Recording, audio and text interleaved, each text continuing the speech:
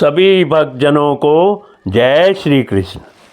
श्री कपिल भगवान कहते हैं, साध्वी फिर तेजस अहंकार में विकार होने पर उससे बुद्धि तत्व उत्पन्न हुआ। वस्तु का सफुरण रूप विज्ञान और इंद्रियों के व्यापार में सहायक होना, पदार्थों का विशेष ज्ञान करना, ये बुद्धि के कार्य हैं।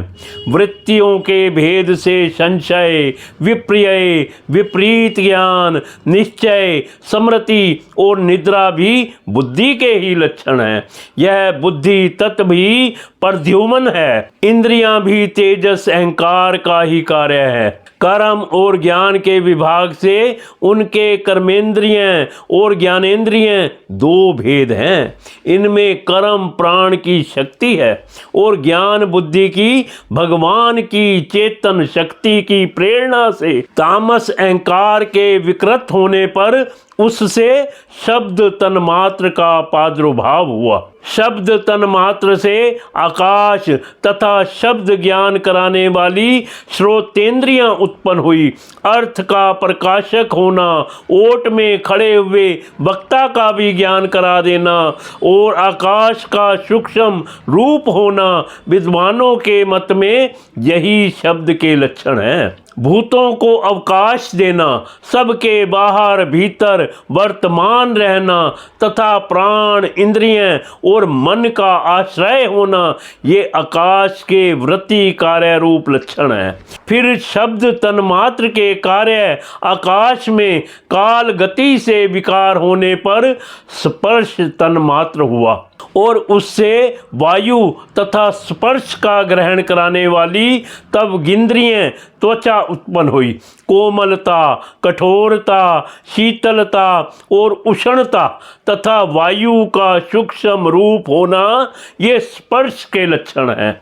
वृक्ष की शाखा आदि को हिलाना, तृण आदि को इकट्ठा कर देना, सर्वत्र पहुंचना, गंध आदि युक्त द्रव्य को घ्राण आदि इंद्रियों के पास तथा शब्द को श्रोतेंद्रियों के समीप ले जाना तथा समस्त इंद्रियों को कार्य शक्ति देना, ये वायु की वृत्तियों के लक्षण है।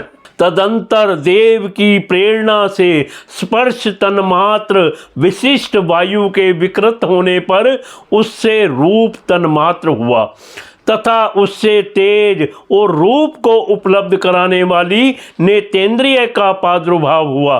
साध्वी वस्तु के आकार का बोध कराना, गौण होना, द्रव्य के अंग रूप से प्रतीत होना, द्रव्य का जैसा आकार, प्रकार और परिमाण आदि हो उसी रूप से उपलक्षित होना तथा तेज का स्वरूप भूत होना, ये सब रूप तन्मात्र की वृत्तियां हैं।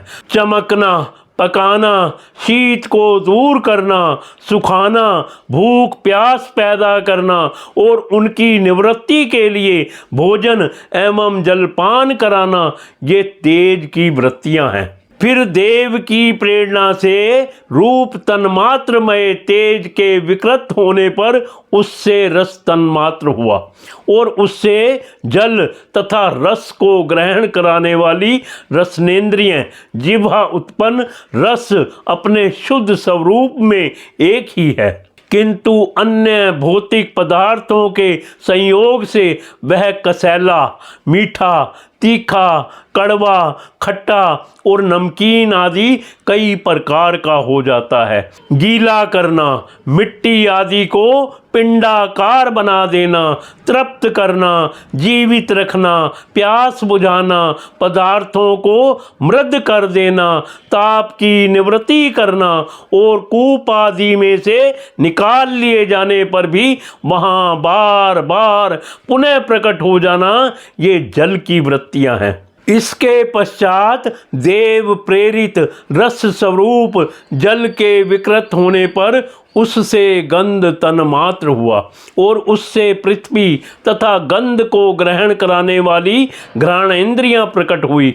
गंध एक ही है, तथापि परस्पर मिले हुए द्रव्य भागों की न्यूनाधिकता से वह मिश्रित गंध, दुर्गंध, सुगंध, मृद, तीव्र और अमल, खट्टा आदि अनेक प्रकार का हो जाता है।